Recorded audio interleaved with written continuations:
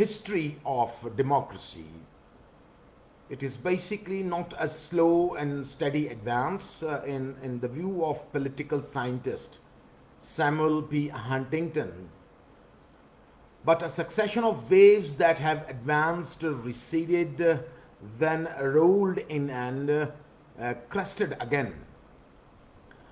Huntington identifies three historical or long waves of democracy.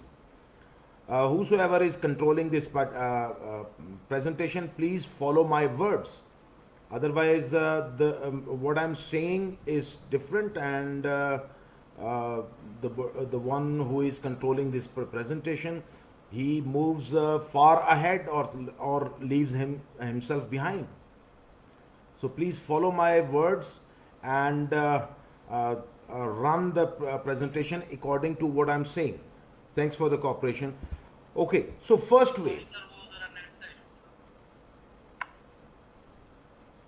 Okay, so the first wave of democracy is the first began in the early 19th century with the extension of the right to vote to a large proportion of the male population in the United States and continued until the 1920s.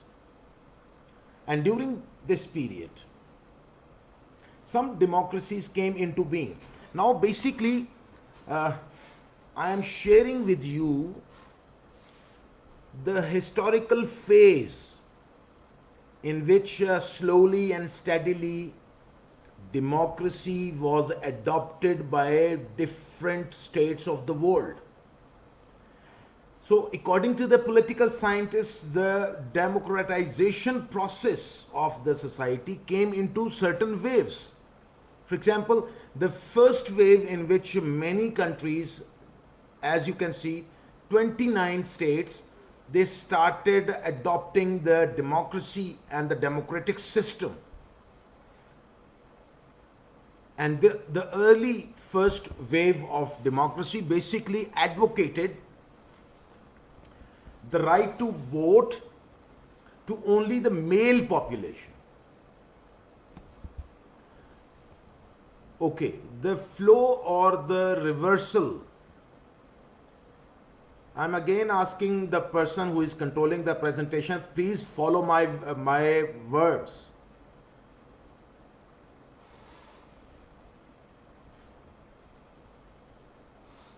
So the first wave of democracy is basically talks about the flow or reversal of the first wave began in 1922 with the accession of Mussolini to power in Italy. You may remember we did discuss about Mussolini in the last lecture when we were talking about the fascism school of thought and political ideology. So Mussolini to power in Italy and lasted until 1942, when the number of the world's democracies had been reduced to 12.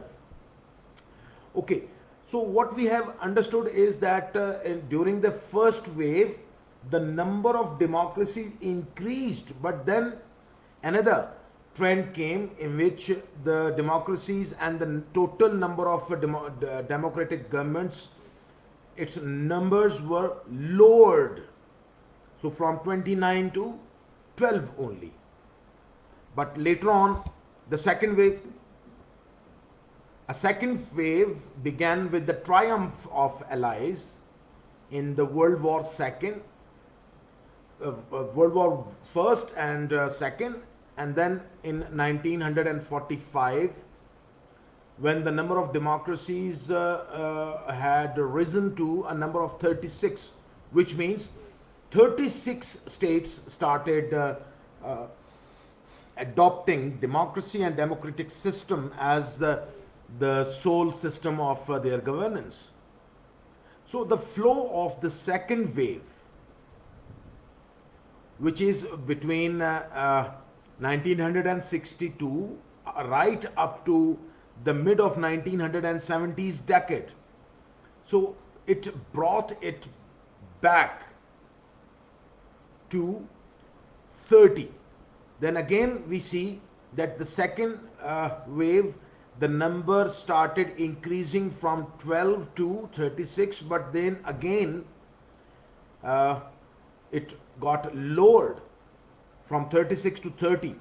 It was basically why this happened, because the leftist bloc led by Soviet Union was also interfering and asking or making states adopt the secular, the socialism and the communism mode of political governance.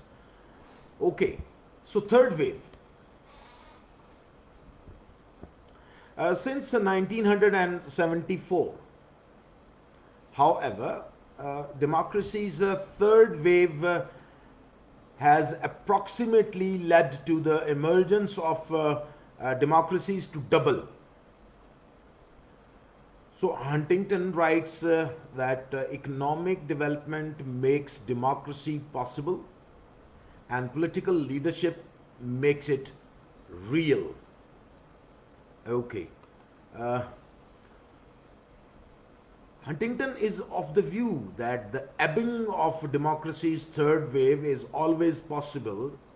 He concludes, possibly followed by a fourth wave sometimes in the 21st century. And by doing so, the democracy will fall into two categories: direct democracy and indirect democracy. Okay.